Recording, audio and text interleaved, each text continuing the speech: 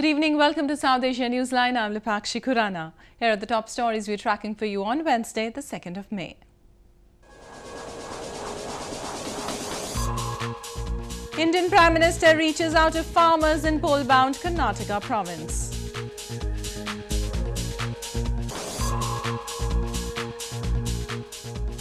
Pakistan's former Foreign Minister Asif challenges his disqualification in Supreme Court.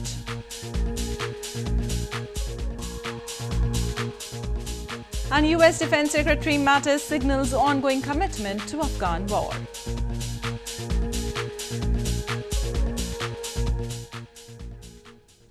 And now for all the details. Indian Prime Minister Narendra Modi reached out to farmers in poll-bound Karnataka on Wednesday, a day after kick-starting his Bharatiya Janata Party's campaigning in the southern province. He promised to empower farmers and reiterated his government's commitment to double their income by the year 2022.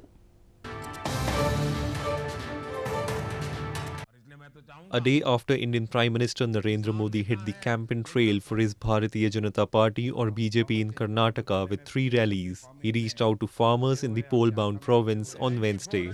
Interacting with BJP's Kisan Morcha workers via the Narendra Modi app, he said the party needs to convince farmers to vote for a government that is sensitive to their issues. He claimed that due to the apathy of the Congress government in Karnataka, farmers in the southern province could not benefit from the centre's insurance schemes. He reiterated his government is committed to empower farmers and double their income by the year 2022. Bharat सरकार ने किसानों की आय 2022 तक दोगुना करने का संकल्प लिया है। हमारे मिशन में जब येदियुरप्पा जी मुख्यमंत्री बनकर के जुड़ जाएंगे तो उनका अनुभव, उनका कमिटमेंट हमें इस काम को और ताकत देने वाला है। The Prime Minister is himself leading the poll campaign to ensure that his party returns to power in the southern province. Karnataka is important to the BJP because it will be its gateway to the south, which is vital to its poll calculations for the general elections in 2019. Opposition Congress has also stepped up the campaign in the province, one of the 3 provinces where the party is still in power.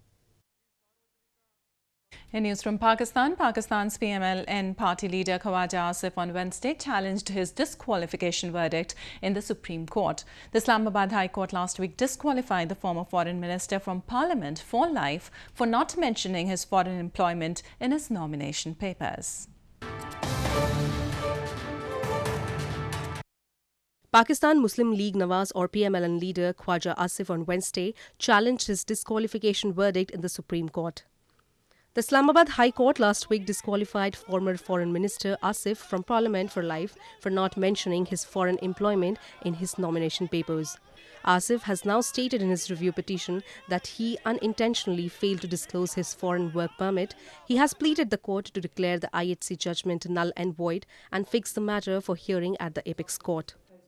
The High Court verdict came as one of the several judicial setbacks for the ruling PMLN party since the Supreme Court removed party founder Nawaz Sharif as Prime Minister in July. Asif, a close ally of Sharif, is one of the most high-profile PMLN figure in government and was among names tipped to replace Sharif when the 3-time Prime Minister was disqualified by the Supreme Court over undeclared income. Moving on, university students across the United Kingdom have unanimously called for implementation of tighter counter-terrorism policies to tackle the issue of terrorist infiltration along the border between India and Pakistan. India has long blamed Pakistan for regularly training and assisting militants to infiltrate its borders and spread unrest in the Kashmir Valley. Students from different universities across the United Kingdom have unanimously called for the introduction and implementation of tighter counter-terrorism policies. In a resolution, the students strongly condemned the growing radicalization of youth in Jammu and Kashmir and terrorist infiltration along the border. Participating in a day-long conference on the theme, Terrorism in Jammu and Kashmir, the students also called on both India and Pakistan to de-escalate the level of violence in the region. Director of Europe-based think tank IFSAS, Junaid Qureshi, was severe in his criticism of the Pakistan military establishment and intelligence agencies providing arms and training militants to lead a proxy war in India. In 2017, there were 200 terrorists killed in the Valley of Kashmir, and out of those 200 terrorists, 70% were not Kashmiris. They were Pakistani nationals who came to Kashmir for fight. India has long accused Pakistan for regularly training and assisting armed militants to infiltrate its borders and spread unrest in the Kashmir Valley. Pakistan denies the allegations. In news from Afghanistan, U.S. Defense Secretary Jim Mattis on Tuesday said that NATO will hold the line and stand by the people and the government in Afghanistan. His remarks came a day after twin bombings in Afghan capital Kabul killed more than 25 people on Monday.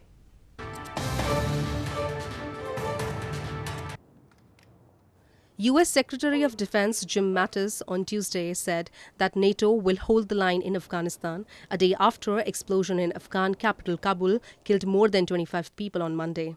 Mattis made the statement during a meeting with Macedonia's defense minister in Arlington.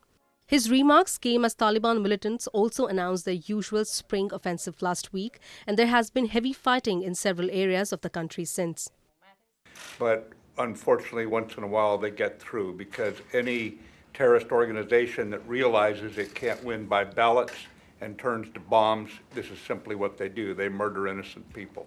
We'll stand by the Afghan people, we'll stand by the Afghan government, and the NATO mission will continue as we drive them to a political settlement. Monday's deadly twin bombing in Afghan capital Kabul were claimed by the militant group Islamic State.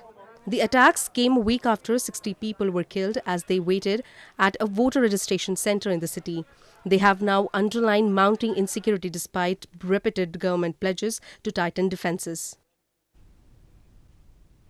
Moving on to news from Bangladesh, Rohingya refugees in Bangladesh who fled a military crackdown in Myanmar last year demanded for compensation and citizenship from the UN Security Council on Tuesday. Officials from the Security Council visited the refugees and also met Bangladeshi Premier Sheikh Hasina in capital Dhaka.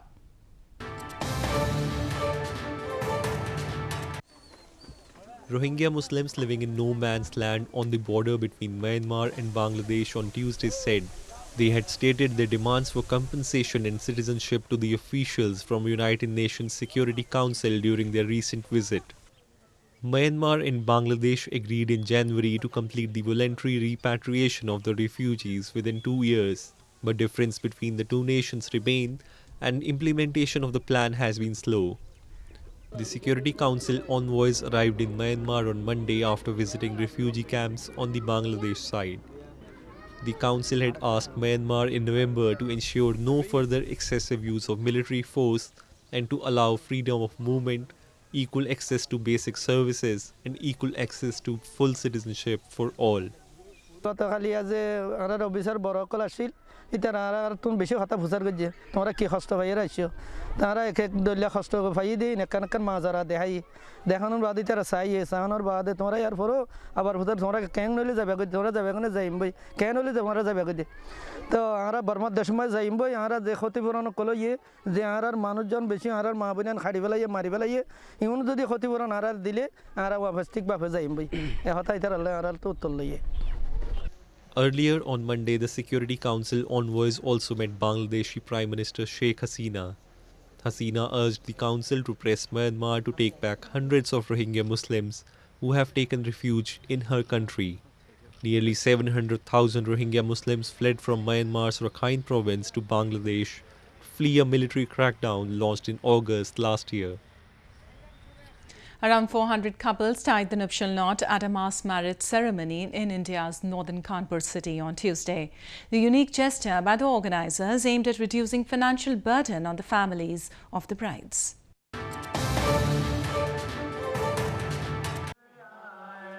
Over 400 couples tied a nuptial knot at a mass wedding ceremony in India's northern Kanpur city on Tuesday.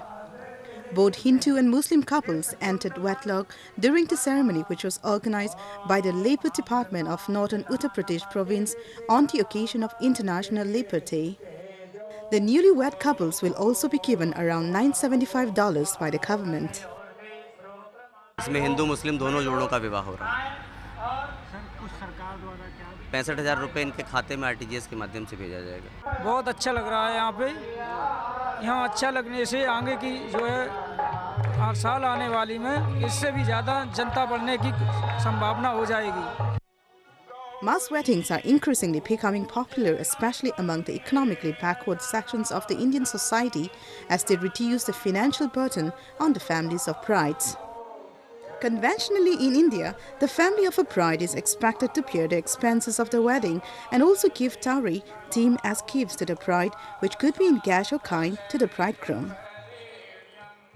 A flood rescue training program was recently held in India's northern Jammu and Kashmir province. The training held in Srinagar city was organized to prepare the volunteers in case of any natural calamities like floods and earthquakes.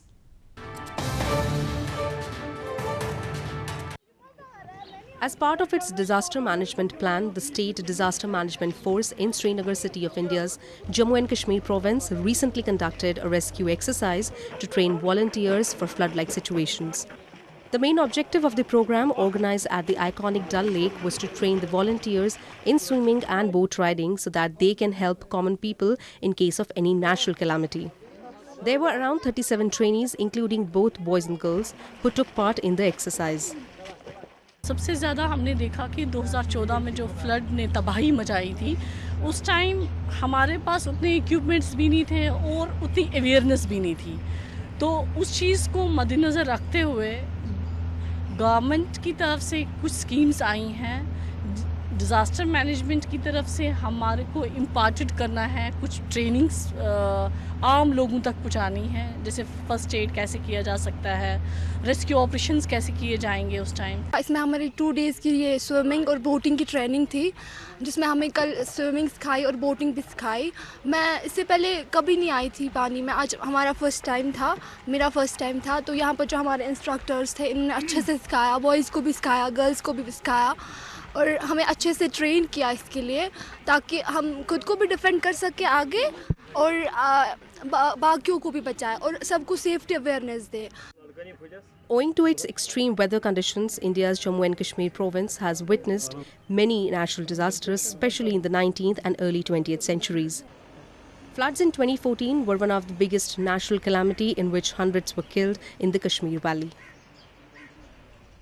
A football tournament aimed at promoting sports among the blind concluded in India's southern Kerala province on Tuesday.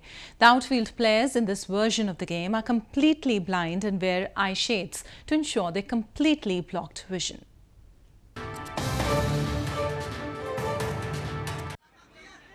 The final leg of 3rd edition of the National Blind Football Tournament concluded with flying colours in India's southern Kerala province on Tuesday. The home team won the game and the sparkling trophy too. The tournament held in Kochi city was organised by Indian Blind Football Federation or IPFF, which is an independent federation set up in 2016 with an aim to promote sports among the blind. What we aim to do through this is create awareness so that more teams come forward, they take up the game in a bigger way so that the blind, as they sit wherever they are, we want to encourage them to play football, any sport for the matter. I feel so happy today because we have been working a lot for this day, and especially the academy players are eagerly waiting for this tournament. The outfield players in this version of the game are completely blind and wear eye shades to ensure the completely blocked vision. However, the goalkeeper may be partially sighted. There are no throw-ins and offside rules in this form of sport, and the field has a rebound wall. The spectators sit quietly to ensure that the players can hear the ball. Well, that's all we have for you from South Asia this evening. Now our viewers can watch the show on SouthAsiaNewsline.com. You can also visit us on Facebook.com/SAsiaNewsline and follow us on Twitter @SAsiaNewsline. That's all in tonight's edition. We'll see you same time tomorrow. Good night.